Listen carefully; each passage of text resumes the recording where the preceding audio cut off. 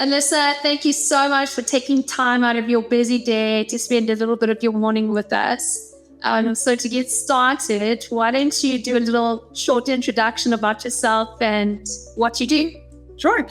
So my name is Alyssa Kaye. I'm a partner at Citron Cooperman. So we're a large accounting firm based out of the United States. I live in Philadelphia myself, which is an hour south of New York City, so on the East Coast. I am in the audit department, so my background has always been audit. I started out in audit. I'm still in audit today, so never have touched a tax return, no interest in touching taxes or anything else. I was promoted to partner in 2021, and I most recently am the firm's regional assurance practice leader for a really long named region that is West Coast, Southeast, Midwest, and Mid-Atlantic regions, which is a lot of the United States. Okay, awesome. Thank you very much. So talking about you being an accountant and not touching any tax work, what initially drew you to accounting and becoming a CPA? Yeah, so it was, it's kind of interesting because it was almost like a default. Like, I knew I didn't want to be a teacher. I knew I didn't want to do anything in science.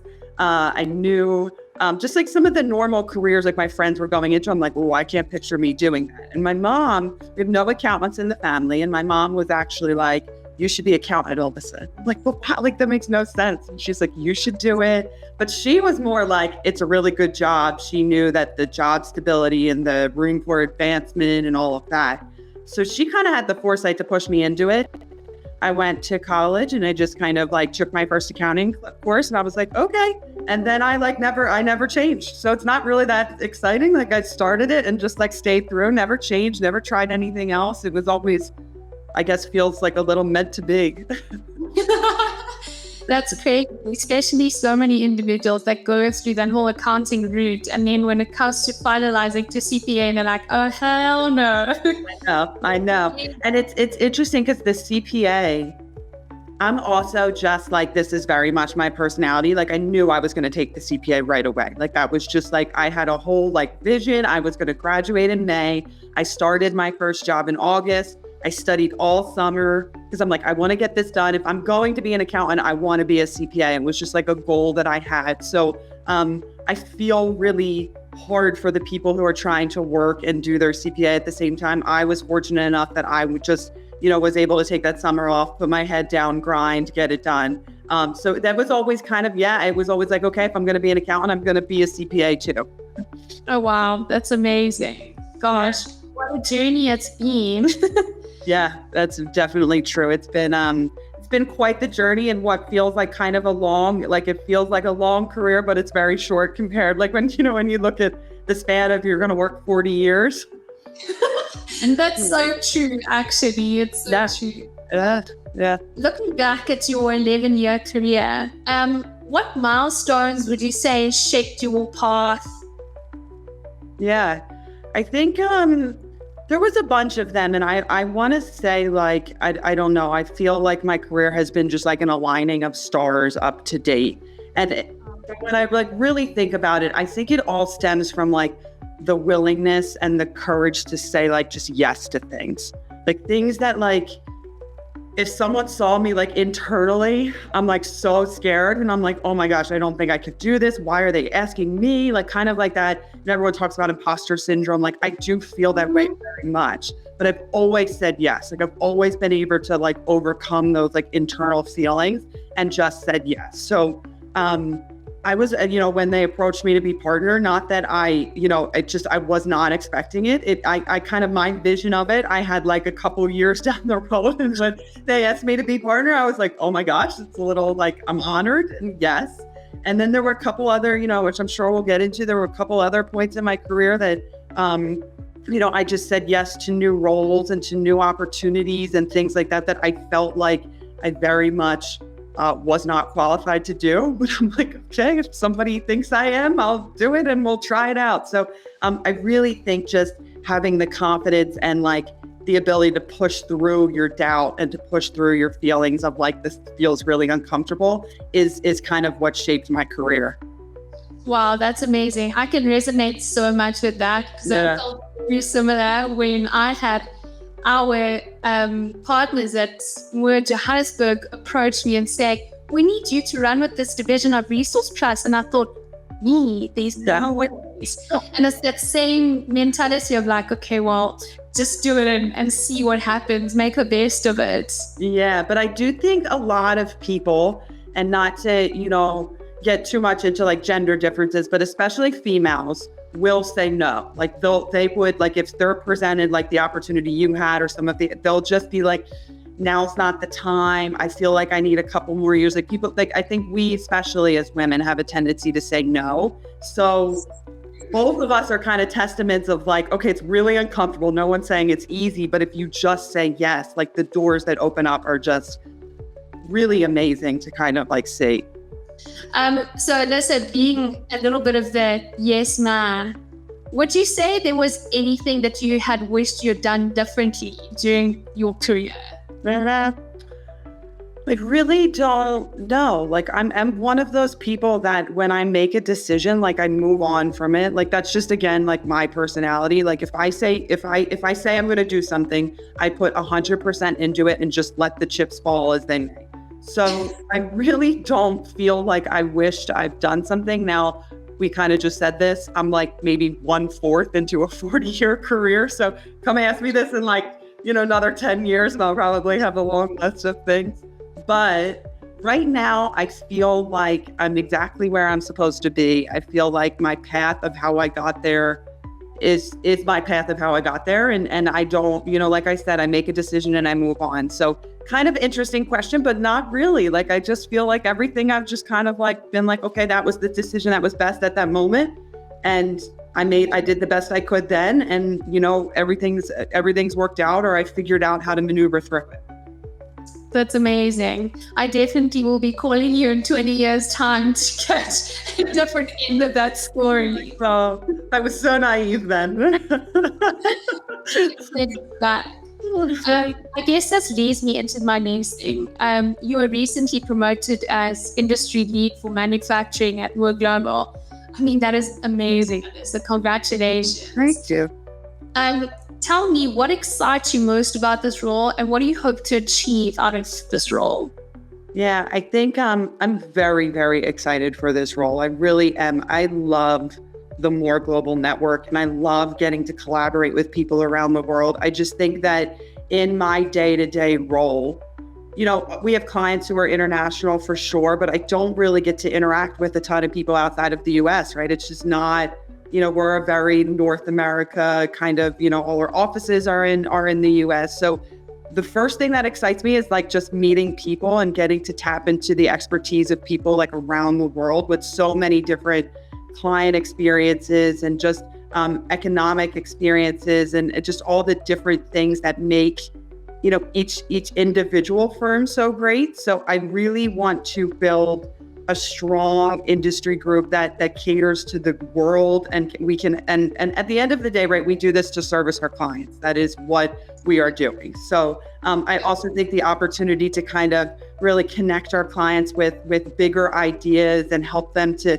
connect with people that they wouldn't be able to, know, say, whether it be in Europe or, Asia, just, I think it opens so many doors. So I'm really, really excited for what's to come.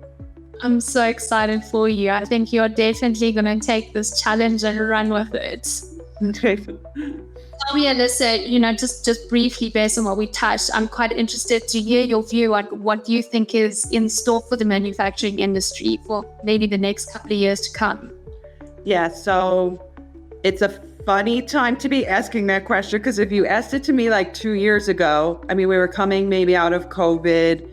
There was a little bit of certainty on the supply chain. I do think it kind of like settled for a little bit, but obviously not getting political at all. But you can't deny the fact that the US politics and what's happening currently in the US is shaping the global manufacturing environment, pretty drastically. And I think that there's a lot of uncertainty. Like I just woke up this morning and there's a new tariff on automobiles coming into the US. It's changing so fast that I think it's a really exciting time for kind of us as service providers to help our clients navigate some of this uncertainty, because there's a lot of it, but there is a lot more happening outside of the US. And that's what I really want to kind of like be able to highlight. I know South Africa, I've connected and right, just what's booming on with, you know, the production and everything that's happening there, and the trade and the shipping. So I really want to kind of take some of the uncertainty that everybody feels in the US and be able to say, okay, this is definitely happening, but there's a bigger global perspective, and there's a bunch of different chess pieces that play into this. So a little bit of like, we're not really sure, right? It's a big time of uncertainty, but you can be sure that we will try and be putting stuff out there to help our clients. We'll be collaborating on a global scale. There'll be a lot coming out on LinkedIn. So, you know, we're just going to kind of try and maneuver with some of the uncertainty as it becomes known. I'm very excited to read some of that stuff, especially as you mentioned, just even waking up this morning to extra tariffs. I think over the last couple of weeks, the tariffs topic has been quite interesting. So I'm very interested to see what comes out of there. For sure. Yeah. It'll be very exciting. We'll have some really great insights, and like I said, it'll continue to change, and we'll just we'll pivot and you know, figure out ways to help our clients and work through this, just like anything else. Yeah, some exciting stuff. So Alyssa, back to a little bit of Alyssa's history. Coming from, you know, your previous firms and before you took on your role in Citron Cooperman, obviously having experienced different firms and leadership, how do you think your leadership approach has influenced the way you work at Citron Cooperman? Yeah, I think, I feel like me and you have probably talked about this, and I know enough about seeing you on LinkedIn with like your people and the team that we'll have very similar views on this. But I think at its core, right, an accounting firm is an accounting firm. I think they're all kind of the same. I don't want to like discount what makes one special from another, but they are kind of the same. But what isn't the same is like your people and how you build your relationships and how you're interacting with your people and how you're investing in your people. So that's really what I try and like focus on. I want people to enjoy working, like for me in particular, but even at the firm, like I want people to, I'm not saying we have to like love what we do, like we are accountants after all, like not to like knock the profession, but it's right, it has like a persona of being like kind of boring, but yeah, if you love the people, and if people you're working for and working with like invest in you and they put you in positions to thrive and they give you challenges and they work to your skill set, like that to me is what makes a great firm, a great leader, a great team. Like pick whatever you want. The accounting itself, like the core of like, okay, we're a client service, we do audits, we do, you know, like different advisory services. That's kind of the same across all the firms. So I think always felt really drawn to like, how can I make people better? How can I build relationships with clients? Like I love the people side of the business, and I don't think that's going away, although not with technology, it might be changing a little bit, which is really interesting, but I think we'll always be a people business. Agreed. I think that technology piece can be a whole nother book on its own that we probably could get carried away with. But what really sparked me was your whole people and investing in the people. What would you describe as Citron Cooperman's culture? And obviously, you know, you're saying investing in people. I'm assuming that a little bit of investing in people wouldn't necessarily be the whole culture, but based on you describing the culture, how would you say you've taken that and shaped it? Yeah, so I think it comes, and I think investing in people comes in a couple different forms, right? You have the firm, and that's where I really think like official culture of what you're putting out there. And that's through like your training programs, that's through your recruiting, that's through like your formal things that you're doing as a firm. So, you know, Citron Cooperman has really great, onboarding for new hires. We have annual training based on your level, and you can kind of meet other people around the firm who are your same level. That is a very like in your face way of showing you guys are our best asset and we want to invest in you. I think that's really important. I think the more important thing is like your day-to-day investment in people, which is kind of what I'm talking about. Like I go into the office and I walk past a staff's desk and I stop and I say, how are you? What are you working on? Even if it's not anything to do with me, and most of the time it's not, I just, how's everything going? What's going on in your life? Like, I just think having those connections is so important. I saw a statistic, and it's like stayed with me like for a long time, that 85% of people who leave a job are leaving their manager and not the job. They're leaving their direct person because they don't like working with that person. It has nothing to do with the job.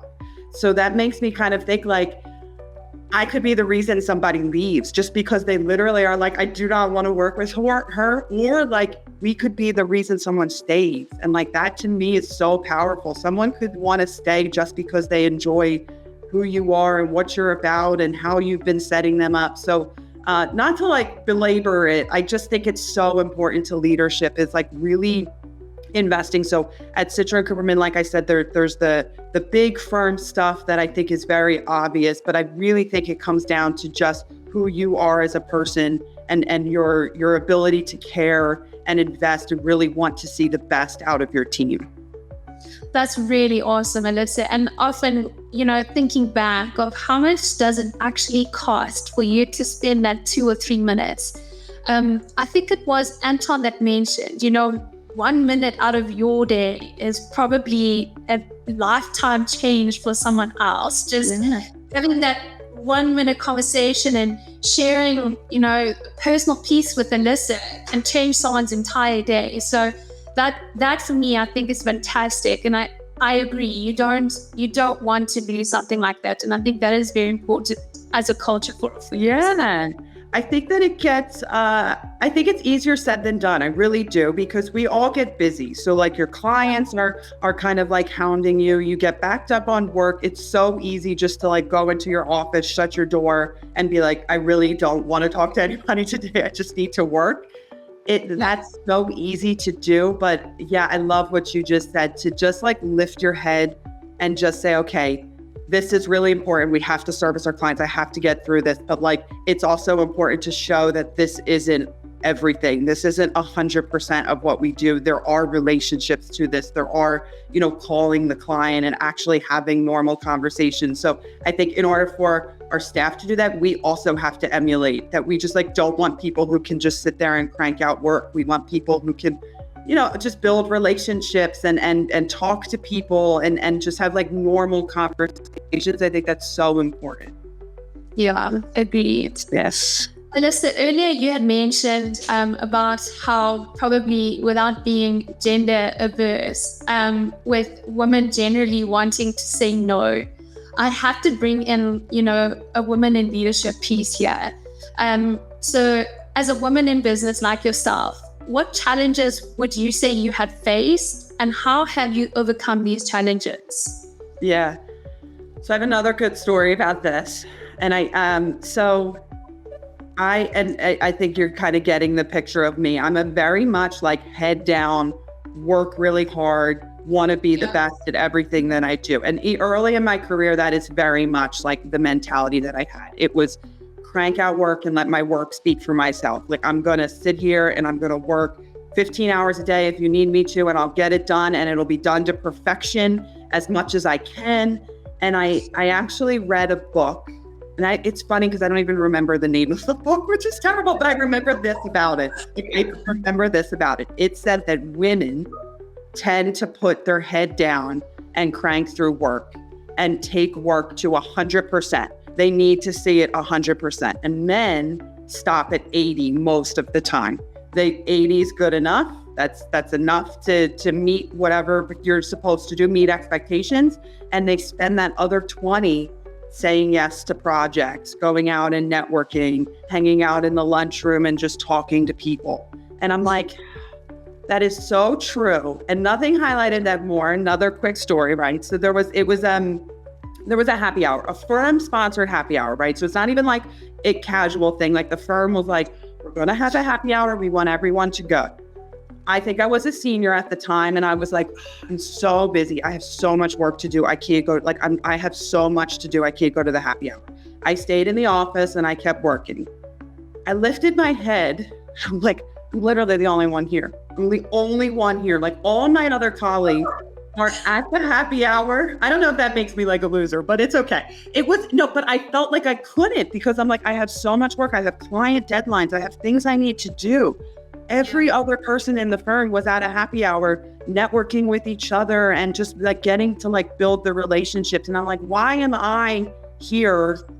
Like it's so that kind of has shaped this whole like say yes mentality. It's not that I just want to say yes to everything, but it's so easy, I think, especially for women to say no to things because they feel like they can't do it. Like there's only so much time in a day. And that is true.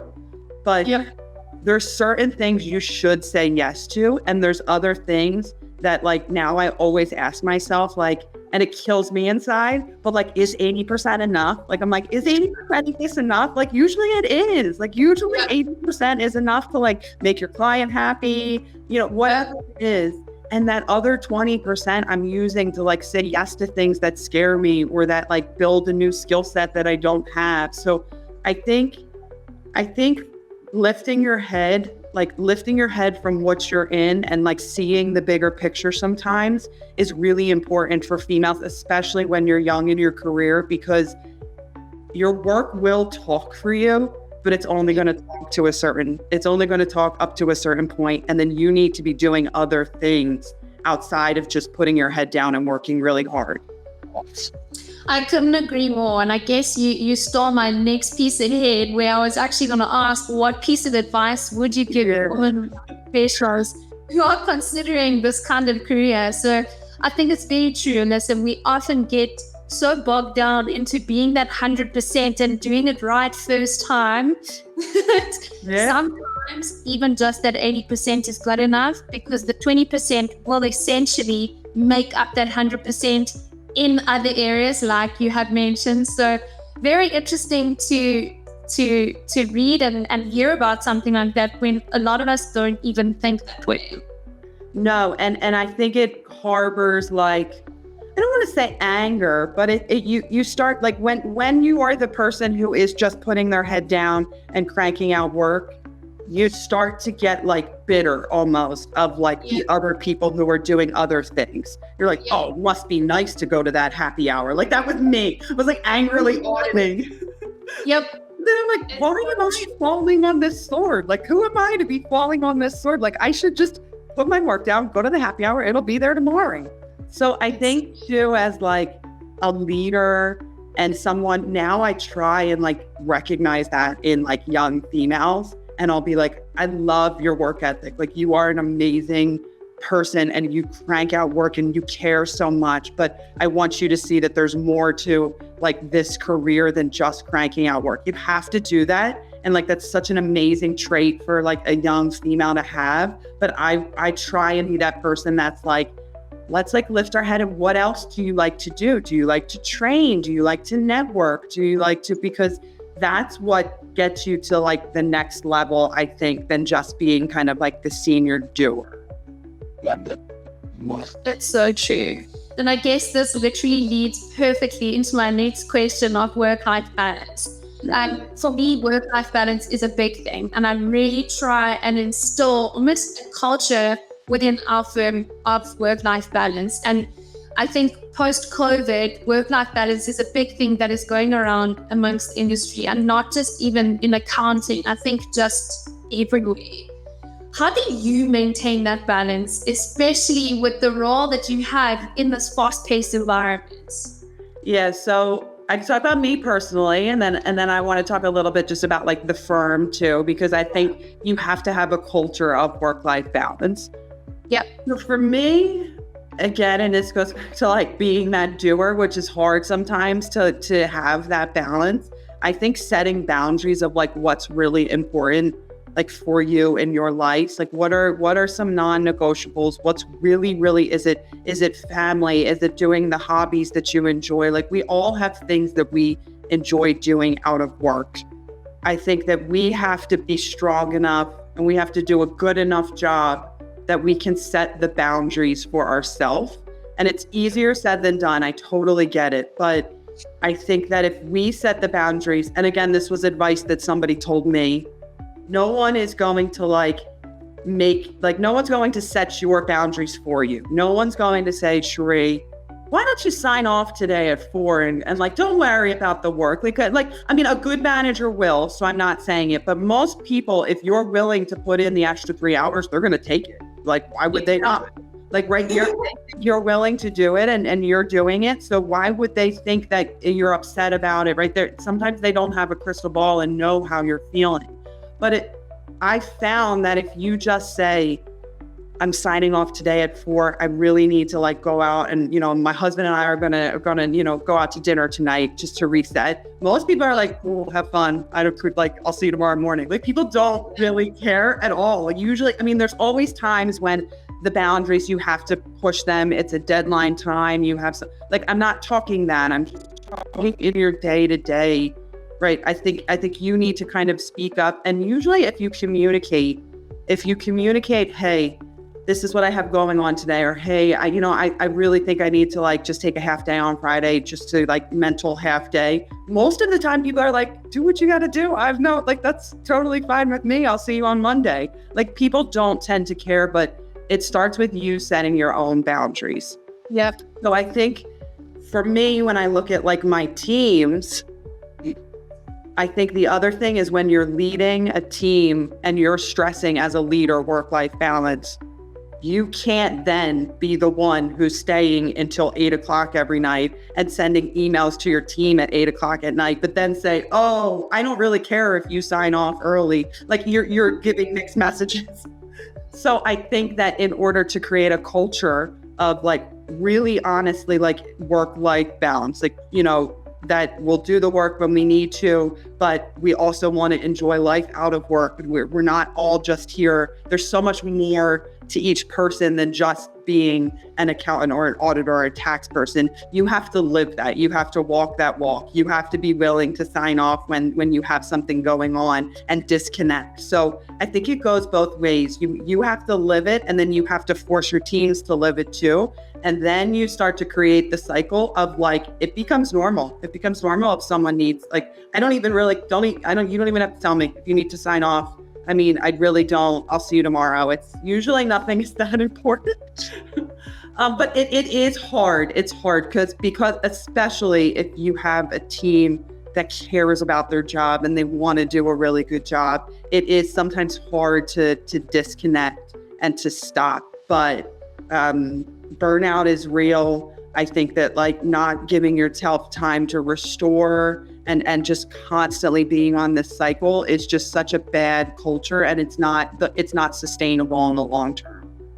Yeah, I totally agree with you, Alyssa. I mean, we often use that thing of, set the example. You're the one that's going to set the tone, especially as a leader at the top. So I couldn't agree with you more. It does generally start with us to be able to push down and create that work-life balance. So that's so true.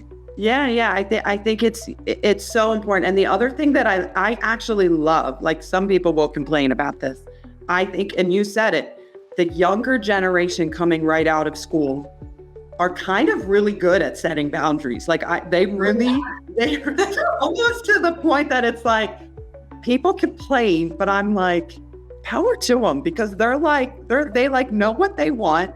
They know, They know what matters to them.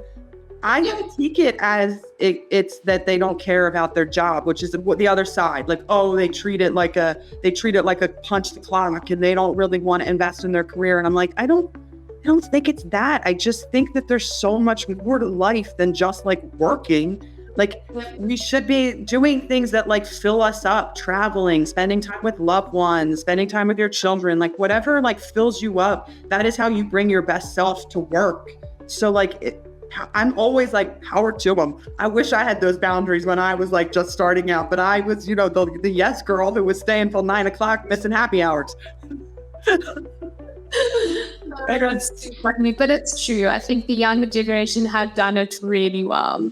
Really well. So I think we all have a lot to learn from them, and I hope the culture does continue changing that way, because work is so important. We invest so much of ourselves in what we do, but like there's so many other things that make a person, that like we should also get to enjoy that stuff too. At the end of the day, I feel like that is what we're working for, is to be able to do other things. So like I always want to be like, I love it. I love it when I see people like doing other things outside of work, or kind of taking their vacations and getting to enjoy things. Like I think that's how you get your best person at work.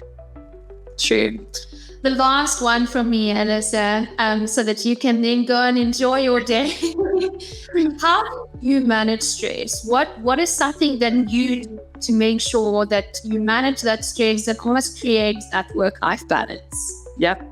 So I have a couple things. So I have like my own hobbies that I do. So like kind of I'm a little routine oriented, but I love to read. I love to read books. So I read a ton of and I'm not like they have to be like fiction. I can't read like it has to be like they're like romances and like fantasy books, which are kind of like embarrassing to say that I read, but I love like the escapism of a book. So I'm a big reader. I have a husband and 2 dogs. So every night we take the dogs for a walk. Like that's always something that no matter what the weather is, it gets me like away from my computer. It gets me away from work. We just walk the dogs around the neighborhood. So having, I think, little things like that are true hobbies that like give your mind like a chance to relax. I think that doing things in the workday itself, right? So that's very much like after work. I think you need to have your hobbies. You need to have things that you're doing after work that kind of like give your body a chance to reset. But I also think during a workday, it's really important to find ways to do that in a workday, right? And it's not quite as easy as, okay, I'm gonna, leave for 3 hours and go on a hike. But I think we've all seen, right, the Apple Watches that are buzzing, telling you to stand up. Like they're doing that for a reason. There are studies that you cannot stay in like a heightened, like focused state for long periods of time, because the burnout that happens after that is just so intense. So if you stay at like a high engaged state for too long, you don't have time to recover, and that's what creates burnout. So it really is recognizing, okay, I just like had to concentrate really hard on something for 2 hours. I'm going to go lift my head. I'm going to go walk to the lunchroom, get a coffee. Like I think having that, and even a 10-minute break in a day it creates so much. It gives you the downtime to kind of reset so that you can go back up into that engaged state. But if you're just trying to stay there and get through so much work in a day that you're never giving yourself that kind of like relaxed state, that's how you like build up stress. And then in the long run, it's just not sustainable. I think recognizing that in yourself, it's easier said than done. Or the other thing I love is having like an accountability partner. So like, whether it's the person who sits across from you, like someone who's like, hey, Alyssa, we're going to go get a coffee. Like, tell me, like, as soon as you get a stopping point, tell me, we're going to go walk down the street and go get a coffee. Or like even my husband, hey, you're just go outside, take the dogs out to go to the bathroom, right? So I think having someone, because we don't always recognize it in ourselves. We're just cranking out work, but having someone who kind of is accountable to you and really does push you to like take those breaks, I think in the long run will help you regulate your stress and kind of like, how you're feeling a little bit better. That's very true. It reminds me of when I was younger. My mom always used to say to me, 60 minutes of study, 10-minute break. 60 minutes of study, 10-minute break. And I guess that's where we have to bring it into the workspace. Yeah. Even if you have to go back to school, I only realize it now. Like going back to school, you think, why did we only have classes for 45 minutes? And then there was like a 5-minute break and then the next class. Yeah. That's where it all came from. It was really teaching us that your brain can only do so much that is properly functional. And thereafter, you have to have that break, whether it is just walking to the kitchen, like you say, or, making a cup of coffee and just chatting to a friend. It really does make a difference in your day. Yeah, it's just I think you're totally right. As adults, like that's not normal for us, right? They don't ever like teach you that. In school, they're like, I love that point. Like they're embedding it. So it's just like, okay, well, I'm moving on to class and like meeting my friends in the hallway. Like there's nothing like that in work. Like there are no like dedicated periods of time. Like there's some days you're probably not even eating lunch, which is like so bad. When I look back at it, I'm like, I didn't eat lunch today. It's so bad. But I think, it's never going to be perfect, but finding ways to kind of like try and give yourself little bitty breaks throughout the day, I think is really key to managing stress. I am a huge napper. So at some point I would love to get into like nap breaks. But I don't think, I think that's a little extreme for me. Well, it might maybe for you. I mean, it works in China. They have those nuts. Nap pod. No. I need a nap pod because I think like a 20-minute power nap in the middle of my day would just get me like a perfect mental shape for the rest of the day. It's like your super large coffee would just You're right. Well, thank you very much for taking time out of your day. We really appreciate this. And yeah, it's good to see you. I love talking with you. It's always a pleasure. So I appreciate you asking the questions. And it's always great talking to you. It's good to know you a little better. Yeah, for sure. Chat soon, Alyssa. Thank you. Bye. Bye-bye.